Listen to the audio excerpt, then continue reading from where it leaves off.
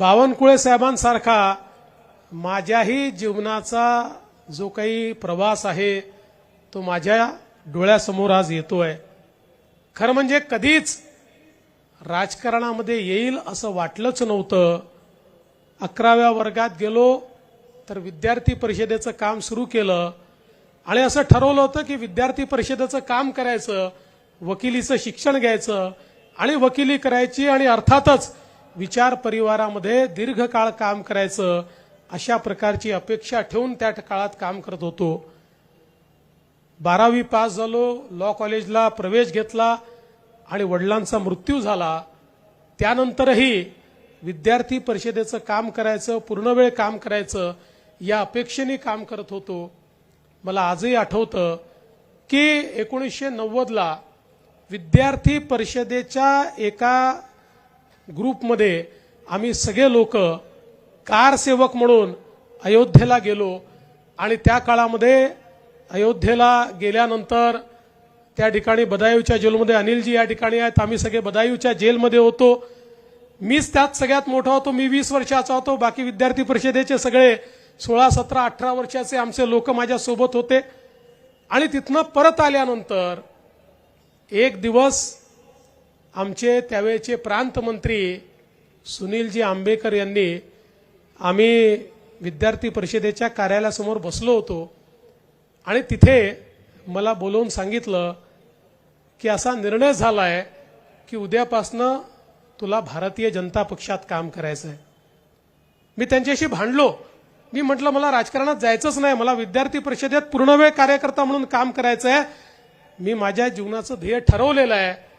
पण त्यांनी सांगितलं की आपला निर्णय आपण करत नाही आणि तुला काही जर प्रश्न असतील तर विलासजी फडणवीस यांच्याकडे जा आणि त्यांना तू सांग। मी दुसऱ्या दिवशी विलासजींकडे गेलो, त्यांना सांगितलं की विलासजी मला राजकारणात कामच करायचं नाही आहे। विलासजींनी नेहमीच्या पद्धतीने बस, चिवडा खा, पुरणाची पोळी खा असं अर्धा तास आणि मग अर्ध्या तासाने सांगितलं तू स्वयंसेवक आहेस।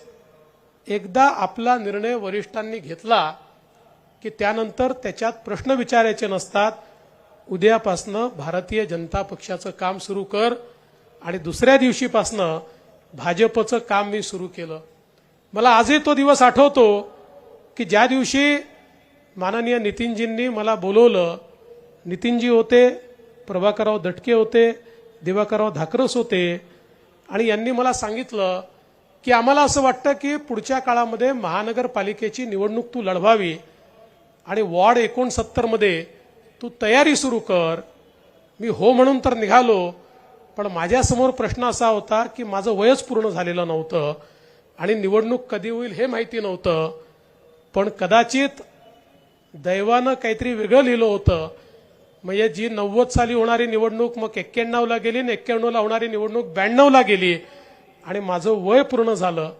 आणि त्या ठिकाणी या सगळ्या आमच्या नेत्यांनी मला आग्रह करून त्या वॉर्ड 69 मध्ये उभं केलं आणि तिथनं नगरसेवक म्हणून निवडून आलो आणि कदाचित तेव्हापासनं जी राजकीय आयुष्याला सुरुवात झाली ती इतक्या वेगानं झाली की आजही मागे वळून बघितल्यानंतर 1992चा दिवस ज्या दिवशी पहिल्यांदा नगरसेवक झालो तो दिवस कालच घडला असं मला वाटतं।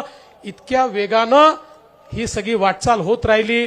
महापौर झालो, आमदार झालो, पक्षात महामंत्री झालो, युवा मोर्चाचा राष्ट्रीय उपाध्यक्ष झालो, पक्षामध्ये प्रदेशाचा अध्यक्ष झालो, मुख्यमंत्री झालो, विरोधी पक्षनेता झालो, पुन्हा उपमुख्यमंत्री झालो, पुन्हा मुख्यमंत्री झालो। अशा प्रकारची ही सगळी वाटचाल, आपण सगळे लोक या वाटचालीचे साक्षीदार आहात।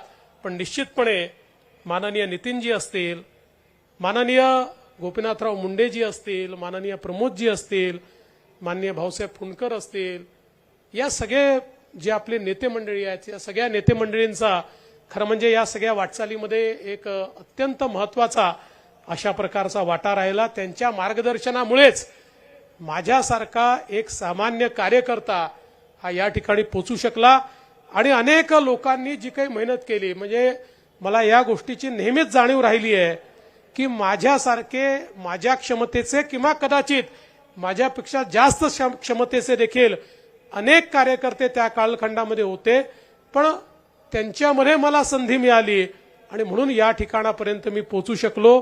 आणि म्हणूनच मी निश्चितपणे आपल्याला सांगतो, सत्ता किती मिळाली तरी ही सत्ता कधीच माझ्या डोक्यात जाऊ शकत नाही. कारण मला हे माहिती आहे की मी जे काही आहे ते भारतीय जनता पक्षामुळे आहे. भारतीय जनता पक्षाशिवाय देवेंद्र फडणवीसची काही अवकात नाही.